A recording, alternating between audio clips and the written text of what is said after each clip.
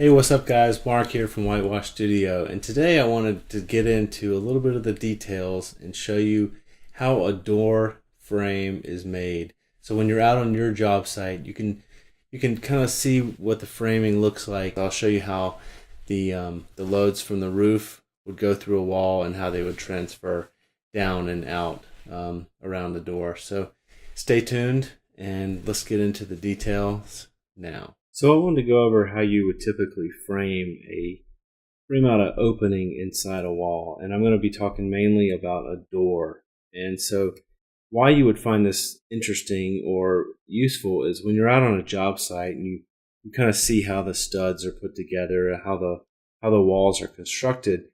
It'd be nice to understand how and why things are done a particular way. And so if you look at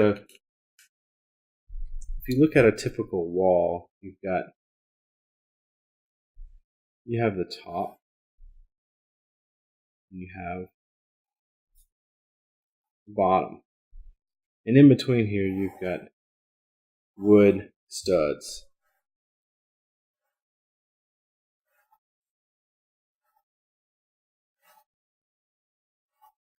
So these are spaced in different dimensions depending on what the structural engineer or how high the wall is going. A lot of different factors come into in how these are spaced out. But let's look at right now. We've got this. Let's say we've got the roof bearing down onto this.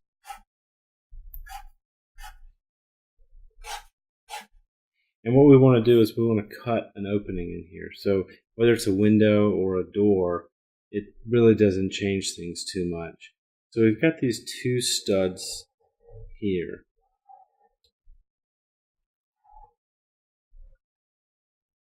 And we want to get rid of this one. So what we do is we put in a beam at the top, and this is called a header. And from there we're able to cut this stud off. And so we remove this one. So now this roof framing is coming down and bearing on this and pushing loads onto this header, which then transfer out. And right now you can see there's nothing really keeping that from just falling down. So what we do is when we frame that, we actually come in and add a stud on the inside. So you have one and two studs, and then on the other side you do the same, one and two. And so what you have is this transfers down in and back into these on the side. So your loads carry down into your floor. If you didn't do that, you would have this piece eventually sagging, and then your roof would start to sag, and it would be bad news from there. So I want to draw this a little bit cleaner, maybe a little bit more graphically, so you can see what the studs are actually doing. So I'm going to get a new piece of paper here.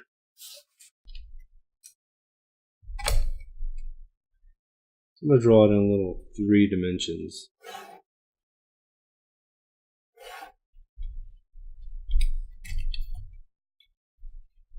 This is going to be fairly quick.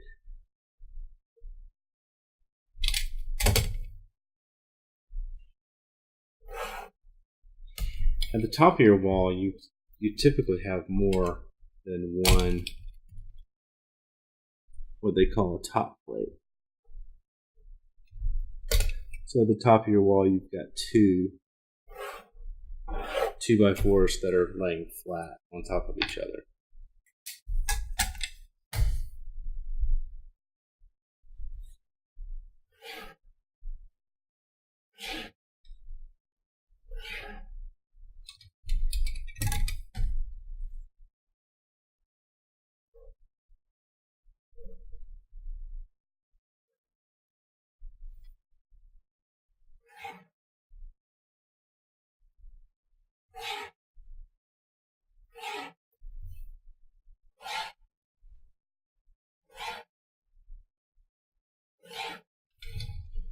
Okay, so you have your vertical studs in your wall.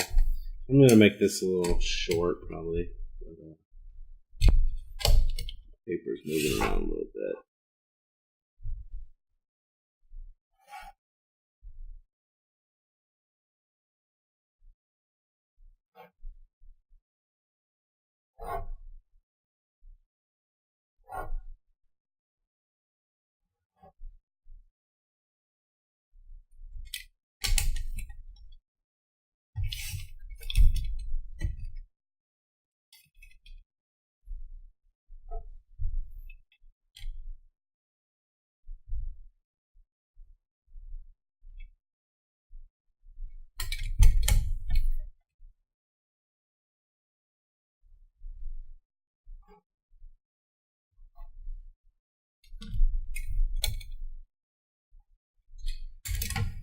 So next time I'll tape my paper down, but you've got these studs coming down from the top there.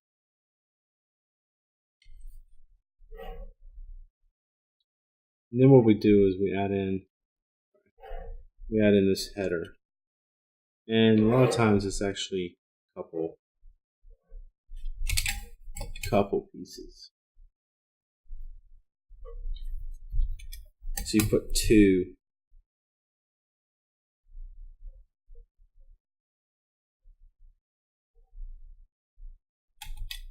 You put two 2x4s or 2x6s turned this way, so the short dimension is across here.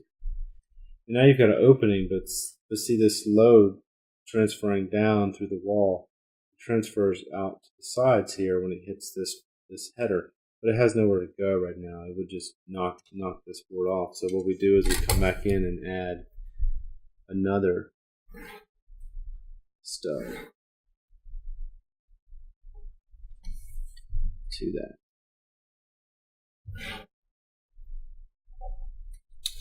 So now this transfers down and into that stud there.